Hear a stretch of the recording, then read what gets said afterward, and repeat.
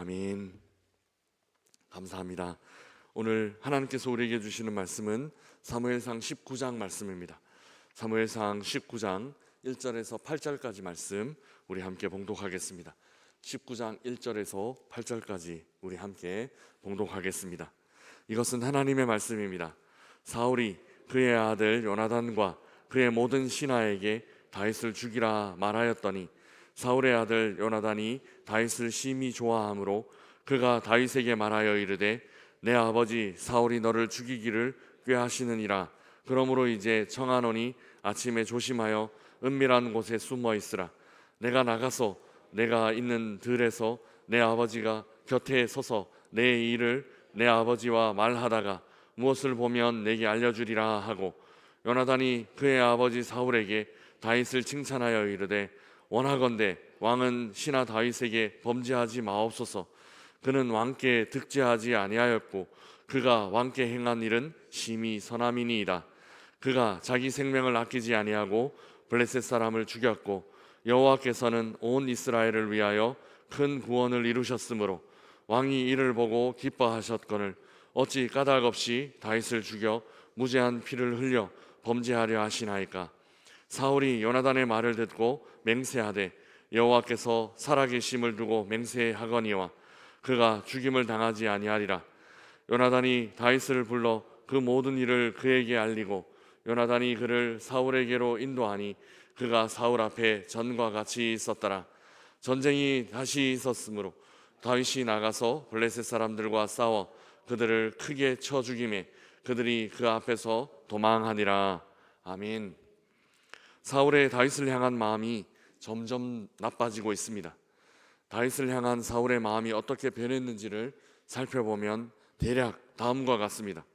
처음엔 사울도 다윗을 사랑했었습니다. 다윗이 골리앗을 이기는 그 순간까지는 참 좋았습니다.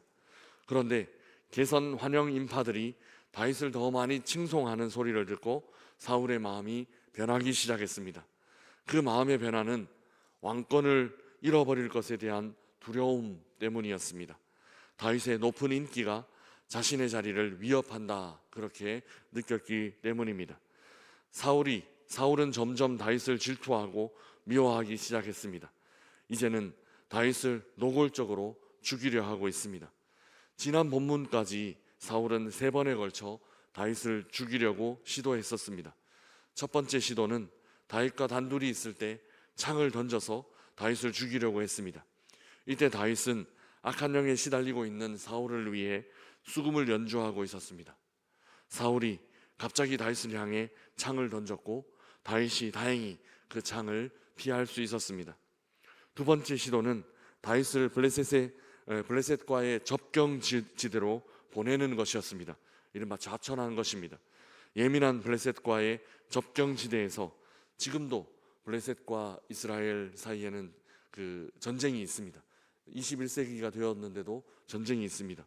그 당시에는 훨씬 더 예민한 지역이었습니다. 혹 블레셋과 다윗 사이에 마찰이 생기면 블레셋 군대에 의해서 다윗이 처리될 수 있을 것이다, 다윗이 죽을 수 있을 것이다 라고 생각했습니다. 그러나 이 시도도 실패합니다. 다윗은 그 예민한 지역을 생각보다 훨씬 더 지혜롭게 잘 다스렸습니다. 세 번째 시도는 좀 더 노골적으로 변합니다. 구체적인 조건이 제시되고 또 구체적으로 싸움이 붙습니다. 사울은 다윗에게 사람을 보내어 블레셋 사람 포피 100개를 가지고 오면 딸 미갈을 주겠다라고 약속했습니다. 접경지대에 보낸 것만으로 아무 일이 일어나지 않자 이제 실제로 싸움을 하도록 부추긴 겁니다. 그리고 이루기 쉽지 않은 조건을 내걸었습니다. 포피 100개, 블레셋 사람의 포피 100개를 가지고 오면 딸 미갈을 주겠다라는 조건을 내건 것인데요. 실제로 다윗은 이런 조건 없이도 이미 사울의 딸을 얻을 수 있는 조건을 충족하고 있었습니다. 골리앗을 죽였기 때문이죠. 그리고 미갈을 주는 일이 사울에게는 그렇게 나쁘지 않았습니다. 오늘 본문 바로 다음에 있는 19장 13절을 보면 미갈은 우상을 갖고 있는 그런 상황이었습니다. 다윗이 우상을 가진 미갈과 결혼하게 되면 다윗의 영성이 둔감해질 수 있을 것이다, 그렇게 생각되었고, 하나님과 다윗이 멀어지게 되면 그러면 내가 그 사이를 틈탈 수 있을 것이다. 그렇게 노렸던 것 같습니다. 이렇게 사울이 다윗을 죽이려는 시도는 점점 더 노골적으로 나타납니다. 처음에는 아무도 보는 사람 없을 때 다윗과 자신 이 두 사람만 있을 때 자기 방에서 창을 던졌습니다. 두 번째 시도는 사람들이 거의 알아차릴 수 없도록 자연스럽게 어떤 정치적인 아니면 외교적인 그런 방식으로 멀리 국경으로 보내는 방식을 사용했습니다. 이 방식은 전쟁이 일어나면 좋겠는데 전쟁이 일어나지 않으면 어쩔 수 없는 그런 상황이었습니다. 그런데 세 번째부터는 사람들에게 알려지는 것을 크게 두려워하지 않습니다. 포피 100개를 요구한다거나 아니면 미가를 주기로 약속하는 등 중간에 자기 신하들이 끼어 있습니다. 이런 요구 조건들을 사울이 신하들을 통해서 다윗에게 전하고 있기 때문입니다. 그런데 오늘 본문은 훨씬 더 노골적입니다. 완전히 직접적입니다. 드러내놓고 다윗을 죽이라라고 왕 사울이 명령하고 있습니다. 우리 1절 말씀 함께 읽어보겠습니다. 1절입니다. 사울이 그의 아들 요나단과 그의 모든 신하에게 다윗을 죽이라 말하였더니 사울의 아들 요나단이 다윗을 심히 좋아하므로. 아멘. 사울은 이제 다윗을 죽이라고 공공연하게 명령합니다. 그냥 정책적인 방향으로 그냥 인사를 통해서 전쟁이 일어나면 좋겠는데 뭐 이런 방식으로 아니면은 딸 미가를 걸어놓고 이렇게 하면은 내가 딸을 주겠다 뭐 이런 방식을 쓰지 않습니다.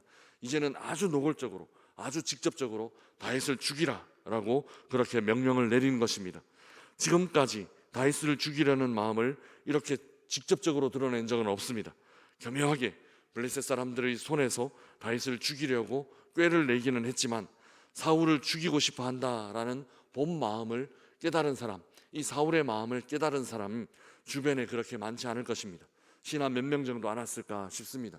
이제는 모든 사람들에게, 이제는 신하들에게 그리고 요나단에게 드러내놓고 다윗을 죽이라 이렇게 명령하고 있습니다.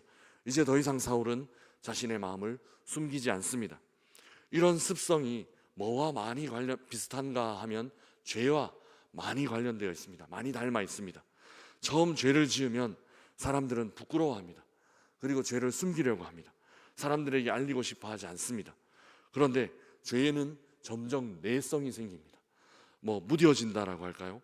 죄에 대한 민감함이 떨어지고 나중에는 죄라는 의식 자체, 죄라는 그런 죄책감 자체가 흐려지게 됩니다. 그래서 사람들 앞에서도 서서히 자신의 죄와 죄성을 드러내게 됩니다. 예전 같았으면 부끄러운 마음이 들어서 숨기려고 했겠지만 시간이 지나면 부끄러운 마음은 사라지고 뻔뻔스럽게 바뀌게 되는 겁니다. 그리고 마지막에는 아예 자기 죄를 그냥 드러내버립니다. 어쩌라는 거냐, 이런 식으로 요즘 아이들 말하는 것처럼 어쩌라는 거냐 하는 식으로 그냥 자기 죄를 드러내버립니다. 전혀 죄의식이 없어지기 때문이죠. 죄는 사람을 이렇게 만듭니다. 오늘 본문의 사울이 딱 그런 모습입니다. 다윗을 죽이고 싶은 자신의 마음을 처음에는 숨겼습니다. 드러나지 않도록 교묘하게 그렇게 정책적으로 자기가 할 수 있는 방법대로 그렇게 했지만 요나단도 신하도 사울이 이런 마음을 갖고 있을 거다, 사울이 다윗을 죽이려고 한다라는 그런 마음 전혀 눈치채지 못했을 것입니다.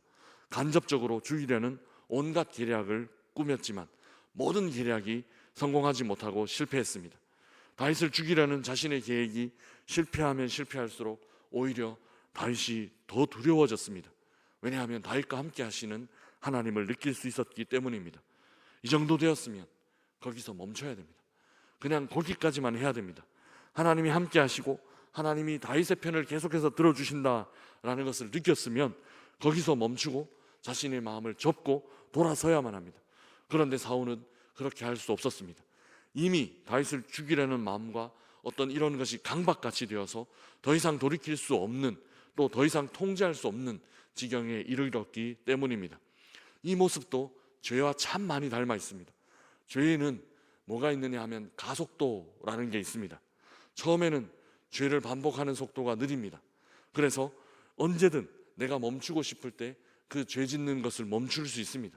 언제든 내가 죄를 통제할 수 있고 죄를 컨트롤할 수 있습니다. 그러나 계속해서 죄를 범하다 보면 점점 어떤 속도가 빨라집니다. 점점 어떤 마음 먹고 행동하는 것 사이에 속도가 빨라집니다. 나중에는 멈추고 싶어도 멈출 수 없을 때가 옵니다. 통제할 수 없을 때가 온다는 것입니다. 바로 앞에 낭떠러지가 있는데 이걸 알면서도 스스로의 힘으로는 멈출 수 없는 때가 온다라는 것이죠. 마치 요즘 급발진 사고 이런 것이 참 문제시 되고 있는데, 급발진 사고처럼 그렇게 더 이상 죄를 지으려고 하는 마음, 이 마음을 통제할 수 없고 죄를 짓고 있는 행동, 이 행동을 통제할 수 없는 그런 때가 온다라는 것이죠. 더 이상 스스로 죄를 통제할 수 없고 죄에 의해 마구 끌려가는 그런 상태가 오게 된다라는 것입니다. 사울은 지금 자기 욕심에 그렇게 끌려가고 있습니다. 왕이라는 체면 잊어버린 지 오래입니다. 그리고 하다못해 조금이라도 인간적인 양심 같은 것, 그런 것, 사울의 말과 행동에서는 이제 점점 더 흐려지고 점점 더 찾아보기 힘들게 됩니다.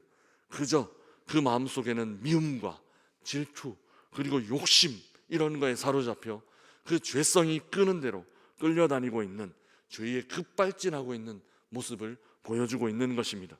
요나단이 잠시 사울을 진정시키는데 성공한 듯 보이기는 합니다. 우리 4절 말씀 5절 말씀 함께 읽어보겠습니다. 4절 5절 함께 읽겠습니다. 요나단이 그의 아버지 사울에게 다윗을 칭찬하여 이르되 원하건대 왕은 신하 다윗에게 범죄하지 마옵소서. 그는 왕께 득죄하지 아니하였고 그가 왕께 행한 일은 심히 선함이니이다.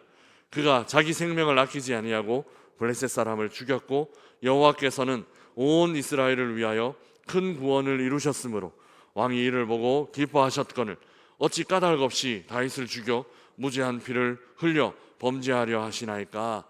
아멘. 요나단은 적극적으로 다윗을 변론하기 시작합니다. 심지어 사울이 다윗을 죽이려는 시도는 범죄입니다 라고까지 말하고 있습니다. 다윗은 왕에게 한 번도 죄를 지은 적이 없고 오히려 선한 일만 했다는 것이죠. 그리고 다윗은 자기 생명을 아끼지 아니하고 블레셋 사람들을 죽였다라고 상기시키고 있습니다. 그래서 다윗을 죽이는 일은 무죄한 피를 흘리는 것이다 라고 말합니다. 요나단은 아버지 사울에게 사실이 어떤 일이 일어났는지를 객관적으로 전하고 있습니다. 이 일은 아들이라고는 하지만 꽤 용기가 필요했을 것입니다. 이전에도 사울은 강력하게 명령한 것을 한번 철회한 적이 있습니다. 바로 요나단 자신이 죽을 뻔했다가 백성들이 자신을 변호해 주어서 목숨을 유지한 경험을 갖고 있었습니다. 아마 그때처럼 사울의 마음이 바뀔 수도 있을 것이다 라고 요나단은 생각한 듯합니다. 요나단의 말을 듣고 사울은 잠시 선한 반응을 하긴 합니다. 6절 말씀 우리 함께 읽어보겠습니다. 6절입니다. 사울이 요나단의 말을 듣고 맹세하되 여호와께서 살아계심을 두고 맹세하거니와 그가 죽임을 당하지 아니하리라. 아멘. 사울은 다윗을 죽이지 않겠다라고 맹세합니다. 그러나 그 맹세는 그리 오래 지속되지 않습니다. 사울은 더 이상 올바른 판단을 할 수 없는 지경에 이를 것이기 때문입니다.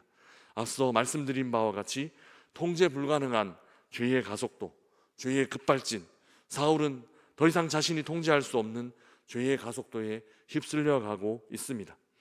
사랑하는 명선의 가족 여러분, 사울은 돌이킬 수 있는 기회가 꽤 여러 번 있었습니다. 오늘 본문에도 돌이킬 수 있는 기회를 요나단 아들을 통해서 우리 하나님께서 사울에게 허락하고 있습니다. 그러나 그 여러 번의 기회, 또 앞으로 있을 몇 번의 기회, 사울은 그 기회를 잘 살리지 못합니다. 사울은 이제 더 이상 돌이킬 수 없는 상황 가운데 빠져 있기 때문입니다. 악한 마음, 그 불타오르는 질투심, 그리고 두려움과 끝을 알 수 없는 외로움, 이런 어두운 마음이 너무 자신을 지배하도록 방치해 두었고 내버려 두었기 때문입니다. 이렇게 악한 마음을 내버려 두면 안 됩니다. 민감하게 조금이라도 죄가 틈타지 못하도록 항상 주의하고, 항상 그 죄를 지은 후 깨달았다면 즉시 돌이키는, 즉시 돌아서는 그런 마음을, 민감한 마음을 가져야 합니다. 그렇지 않고 조금이라도 죄에게 그 여지를 남겨두게 되면, 죄를 짓는 것에 그 여지, 조금이라도 틈을 두게 되면 언젠가는 이 사울처럼 도저히 통제할 수 없는 그런 때가 찾아온다라는 것을 우리는 기억해야만 합니다. 오늘 하루 우리의 삶이 사울처럼 죄에 휩쓸리지 않도록 민감하게 살피고 돌아보는 하루가 되길 소망합니다. 그래서 죄의 가속도가 붙기 전에 멈춰 서서 돌이킬 수 있도록 항상 주님 주시는 마음을 품어가시는 우리 명선의 가족 되시기를 주님의 이름으로 축복합니다. 죄에 대해 민감하게 깨어 있어서 주님 반대편에 서는 일 없이, 이 사울처럼 주님 반대편에 서는 일 없이 항상 주님과 같은 편에 서서 주님과 동행하는 우리 모든 명선의 가족들 되시기를 주님의 이름으로 축복합니다.